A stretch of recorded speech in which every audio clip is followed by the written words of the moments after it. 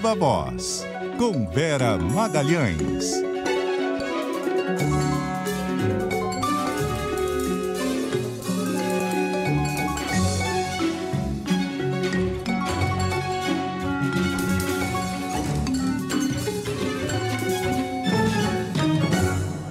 Vera. Olha ele aí, disseram que ele não vinha, olha ele aí. É quase boa que eu tarde. Não vinha, viu? Não, para com isso. Está proibido. Não, venha sempre, tu vens. Bem-vindo de volta. Ô Vera, vem aí o auxílio emergencial?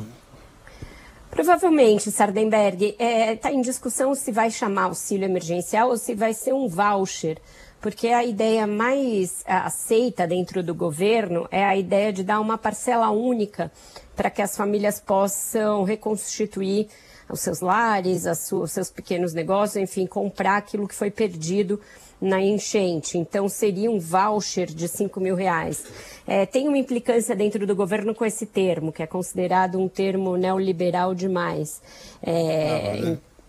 Então, ninguém quer chamar de voucher, mas também não seria um auxílio emergencial, porque, por enquanto, pelo menos é a ideia que se dê ali por um certo período de tempo. Também vai ter, além desses provavelmente R$5.000, ninguém me crava o valor, uma inclusão de famílias mais vulneráveis no Bolsa Família. Aí é usar a política que já existe para aumentar o cadastro e incluir famílias que entraram na zona de vulnerabilidade, seja porque perderam tudo, seja porque perderam a renda que tinham, perderam a possibilidade de manter os seus empregos, os seus trabalhos autônomos, etc. Então, deverá haver uma inclusão de famílias no Bolsa Família, além da transferência dessa parcela única que pode chegar a R$5.000. Então, essas são as principais medidas que estão em análise hoje, voltadas diretamente para as pessoas e para as famílias. E aí a gente não está falando de transferência governo a governo,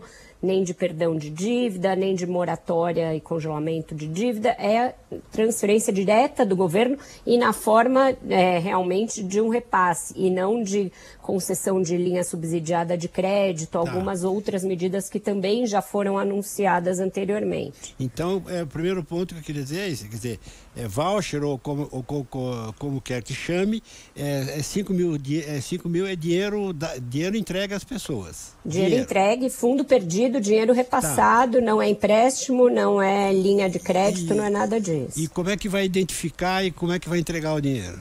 Aí é que tá, né? Aí é que mora a dificuldade, porque nem o governo do estado e nem as prefeituras têm ainda esse levantamento de quem são as famílias mais atingidas, quem perdeu tudo.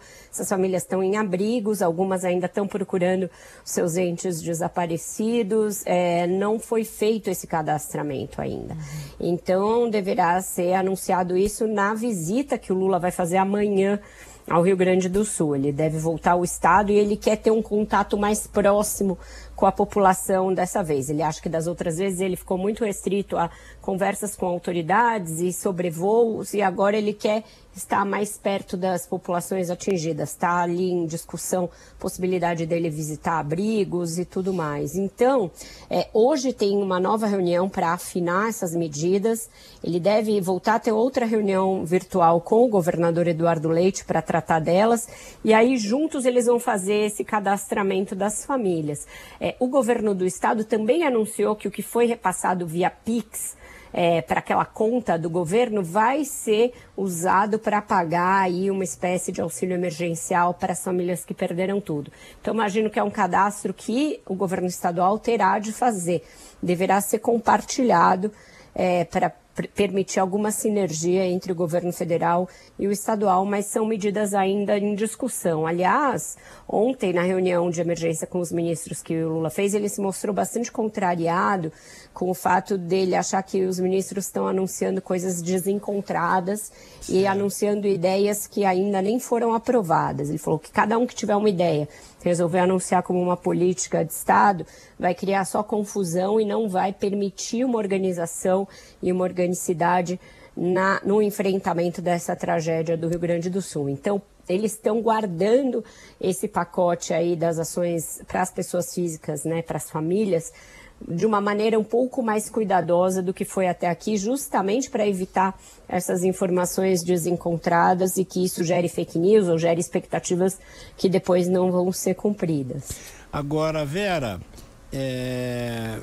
outra questão, é o voucher de 5 mil ou a integração no Bolsa Família ou as duas coisas? As duas coisas, mas não para todo mundo as duas coisas. Os 5 mil para quem perdeu tudo, mas não necessariamente está numa situação de vulnerabilidade. A pessoa ainda mantém ali um emprego regular para o qual ela vai voltar quando as coisas normalizarem. Então esse vai receber só o voucher, pelo que me explicaram.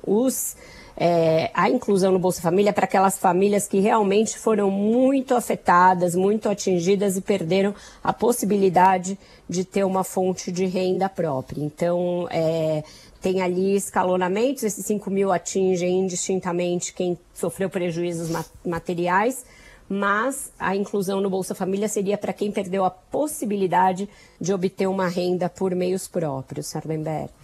Esse negócio do cadastro, de encontrar as pessoas, eu estava conversando hoje cedo com o engenheiro Levi da Oi, ele disse o seguinte, que eles estão tentando montar internet para os abrigos, né? Instalar internet de fibra rápida e tal nos abrigos, nos diversos, centenas de abrigos que estão espalhados. E a dificuldade que eles têm encontrado, segundo ele, é que é difícil encontrar o responsável pelo abrigo, com quem que acerta a instalação das coisas e tal, não sei o quê. Tanto o responsável do governo estadual quanto das prefeituras.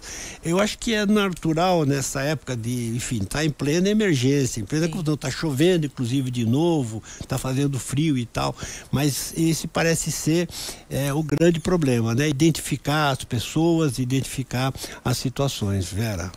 Esses abrigos parecem estar se transformando em microcosmos do caos, né, Sardenberg? Porque a gente tem problemas de segurança pública, problemas de pessoas que têm ali, acham que a sua necessidade está acima dos outros. Nossos repórteres que estão lá no front têm relatado isso. Pessoa que chega a uma doação, ela quer pegar tudo para ela sem pensar nos outros que estão do lado. É incrível como dentro da tragédia ainda tem outros caos que estão tendo de ser administrados, né? Violência, estupro, enfim. Eu imagino que a desorganização deva também chegar a esse aspecto que você está trazendo para a gente, que é a falta de uma autoridade ali para dar alguma organização, alguma lógica àquilo. É realmente uma situação que a gente não viu ainda no país, um problema em tantas frentes e de tão difícil solução. O próprio Lula falou disso na reunião de ontem, que é um problema que não é de curto prazo nem de médio, que ele acha que vai ser de longo prazo, mas que é um compromisso do governo restabelecer o Rio Grande do Sul como ele era antes. Ou seja, a gente ainda está falando, eu acho que da etapa 1 em termos de gastos e em termos de medidas a serem anunciadas. Vera Magalhães, obrigado, Vera. Até amanhã. Até amanhã, até mais tarde também no Ponto Final. Tchau, tchau para vocês. Até mais, Vera.